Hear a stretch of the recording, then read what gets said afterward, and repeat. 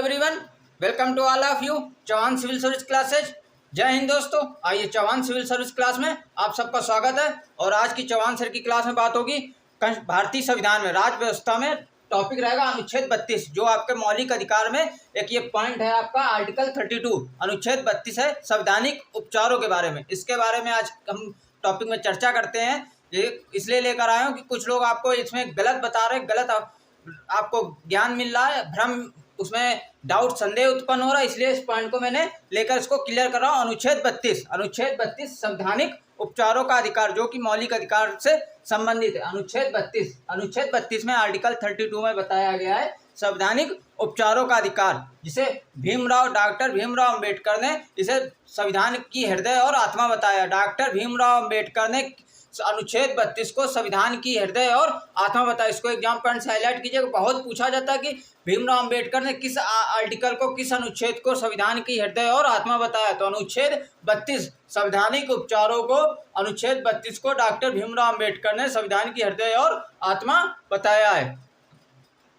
इसके बाद ये समझिए, ये हो गया। इसमें हम आपको न्यायालय, इसमें आपको 5 प्रकार की इस अनुच्छेद में संवैधानिक उपचारों के अधिकार को, इस अनुच्छेद को बताया कि न्यायालय द्वारा, सर्वोच्च न्यायालय, उच्चतम न्यायालय, अनुच्छेद 32 में उच्चतम न्यायालय मूल अधिकारों की संरक्षा के लिए, उसकी सुरक्षा के लिए 5 प्रकार की रिट जारी कर सकता है। 5 प्रकार की रिट जारी करता है उच्चतम न्यायालय अनुच्छेद 32 के तहत। ये इसको एग्जाम पॉइंट से हाईलाइट कीजिएगा। अनुच्छेद 32 के तहत उच्चतम न्यायालय, सुप्रीम कोर्ट, सर्वोच्च न्यायालय रिट जारी कर सकता है। किस अनुच्छेद में? अनुच्छेद 32 में। और अनुच्छेद 226 के तहत उच्च न्यायालय, अनुच्छेद 226 के तहत उच्च न्यायालय, अनुच्छेद 32 के तहत उच्चतम न्यायालय। फिर से सुनिएगा, अनुच्छेद 32 के तहत उच्चतम न्यायालय, सर्वोच्च न्यायालय मूल अधिकार की संरक्षा के लिए रिट जारी कर सकता है। और वहीं पर अनुच्छेद 226 के तहत उच्च न्यायालय मूल अधिकारों की सुरक्षा और संरक्षा के लिए रिट जारी कर सकता है। तो रिट कहाँ, किस अनुच्छेद के तहत रिट जारी की जा सकती है? सर्वोच्च न्यायालय, उच्चतम न्यायालय अनुच्छेद 32 के तहत और उच्च न्यायालय अनुच्छेद 226 के तहत। लेकिन उच्च न्यायालय जो अनुच्छेद 226 के तहत रिट जारी करता है, उसका उच्चतम न्यायालय से उसका विस्तार अधिक है, क्योंकि वो वहाँ पे ये 5 प्रकार की जो रिट हैं उच्चतम न्यायालय जारी करता है मूल अधिकार की संरक्षा के लिए। इसके साथ साथ उच्च न्यायालय 226 के तहत एक अपीली न्यायालय भी है। वहाँ दीवानी और सिविल के भी मुकदमे होते हैं, तो उसका विस्तार वहाँ पे अधिक है, उच्चतम न्यायालय से विस्तार अधिक है। ये 5 प्रकार की रिट जारी करने के साथ साथ उच्च न्यायालय अपीली न्यायालय भी है। अपीली न्यायालय, वहाँ दीवानी और सिविल के भी मुकदमे PIL या जनहित याचिका दायर की जा सकती है। और जनहित याचिका इसमें मूल अधिकारों की संरक्षा के लिए अनुच्छेद 226 के तहत उच्च न्यायालय में जनहित याचिका दायर की जा सकती है।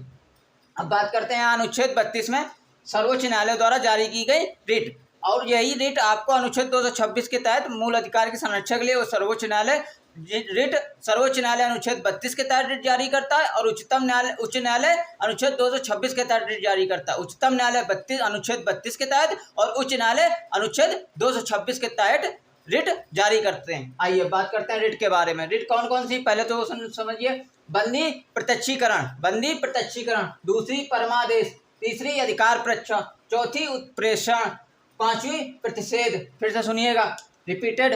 बंदी प्रत्यक्षीकरण, हैबियस कॉर्पस। इसके बाद परमादेश मंडामस। इसके बाद अधिकार परीक्षा, क्यो वारंटो। इसके बाद उत्प्रेषण सर्टियरन। इसके बाद प्रतिषेध प्रोहिबिशन प्रतिषेध। अब बात करते हैं इसमें रिट के बारे में। ये संवैधानिक उपचारों के तहत न्यायालय द्वारा प्रदान की जाने वाली ये रिट है। तो पहली रिट आपकी बंदी प्रत्यक्षीकरण का अर्थ होता है सशरीर सहित व्यक्ति को, सर्वोच्च न्यायालय, उच्चतम न्यायालय आदेश देता है कि सशरीर सहित व्यक्ति को प्रस्तुत किया जाए। बंदी प्रत्यक्षीकरण, व्यक्ति को सशरीर सहित प्रस्तुत किया जाए, ये सर्वोच्च न्यायालय आदेश उसके बाद आदेश देता है। इसके बाद परमादेश में क्या है ये समझिए। परमादेश मतलब होता है आदेश देना। तो ये सर्वोच्च न्यायालय आदेश देता है। किसको आदेश देता है ये समझिए। प्राधिकारी को आदेश दे सकता है, अधिकारी को आदेश दे सकता है, सरकार को आदेश दे सकता है, न्यायिक निकाय को आदेश दे सकता है। ये इसमें आदेश देता है। आदेश परमादेश, सर्वोच्च न्यायालय, उच्चतम न्यायालय अपने निचले उसमें जो निकाय हैं उनको आदेश देता है। उनके कर्तव्यों को पालन करने का आदेश देता है। क्या किसको किसको दे सकता है, ये इसको एग्जाम्पल से हाईलाइट कीजिए। किसको? प्राधिकारी को, अधिकारी को, सरकार को, न्यायिक निकाय को, मतलब सर्वोच्च न्यायालय से जो नीचे जो न्यायिक निकाय है उनको ये आदेश दे सकता है। किंतु इसमें राष्ट्रपति और राज्यपाल के विरुद्ध ये परमादेश, ये रिट जारी नहीं की जा सकती, ये रिट नहीं लाई जा सकती। इसको एग्जाम्पल से हाईलाइट इसलिए कर रहा हूँ, ये परमादेश की जो रिट है वो किसके विरुद्ध लाई जा सकती है? प्राधिकारी, अधिकारी, सरकार और न्यायिक निकाय के विरुद्ध लाई जा सकती है, लेकिन राष्ट्रपति और राज्यपाल के विरुद्ध नहीं लाई जा सकती। इसके बाद अधिकार परीक्षा। अधिकार परीक्षा क्यों वारंटो? अधिकार परीक्षा, किस अधिकार से आपने ये पद ग्रहण किया है? तो ये किस लिए होता है? ये सिर्फ आप सार्वजनिक पद, जो जो सार्वजनिक पद हैं, जो सरकारी पद, जो सार्वजनिक पद हैं, उसमें किस अधिकार से आपने वो पद ग्रहण किया है उसके विरुद्ध ये रिट लाई जा सकती। किंतु इसमें ये यहाँ पे मैंने मेंशन किया, प्राइवेट पद पर आसीन व्यक्ति के विरुद्ध अधिकार परीक्षा नाम की रिट नहीं लाई जा सकती। प्राइवेट पद पर, निजी पद पर आसीन व्यक्ति पर, निजी व्यक्ति पर, प्राइवेट पद पर आसीन व्यक्ति के विरुद्ध अधिकार परीक्षा की रिट नहीं लाई जा सकती। अधिकार परीक्षा की रिट सार्वजनिक पद पर आसीन व्यक्ति के द्वारा लाई जा सकती है और पूछा जा सकता है कि वो किस अधिकार से ये पद, अवैध रूप से वो पद धारण करते हैं तो किस अधिकार से वो पद ग्रहण किया है, ये अधिकार परीक्षा रिट के तहत पूछ सकते हैं। इसके बाद उत्प्रेषण में क्या है? सुप्रीम कोर्ट, सर्वोच्च न्यायालय, जो उच्चतम न्यायालय है, वो किसी भी मामले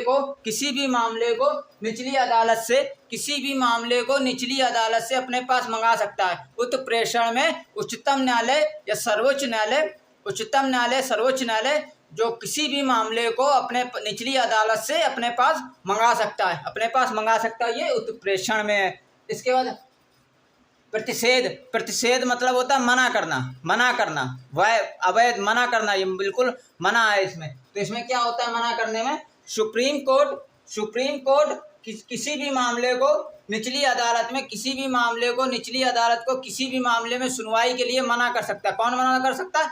सर्वोच्च न्यायालय, उच्चतम न्यायालय निचली अदालत को किसी भी मामले में सुनवाई के लिए मना कर सकता है। किसमें मना कर सकता है? प्रतिषेध में मना कर सकता है। कौन मना कर सकता है? सर्वोच्च न्यायालय। किसको मना कर सकता है? अपनी निचली अदालत में किसी भी मामले को सुनवाई के लिए मना कर सकता है। उत्प्रेषण में सर्वोच्च न्यायालय किसी भी निचली अदालत से किसी भी मामले को सुनवाई के लिए अपने पास मंगा सकता है, वो उसकी सुनवाई अपने पास लाके कर सकता है। तो ये थी रिट के बारे में। और इसमें एक नोट से हाईलाइट कीजिएगा एग्जाम्पल से, अनुच्छेद 32 केवल मूल अधिकार का ही नहीं, मूल अधिकार के क्रियान्वयन का माध्यम है। तो ये थी आज की क्लास। अगली क्लास में फिर मिलते हैं। जय हिंद दोस्तों।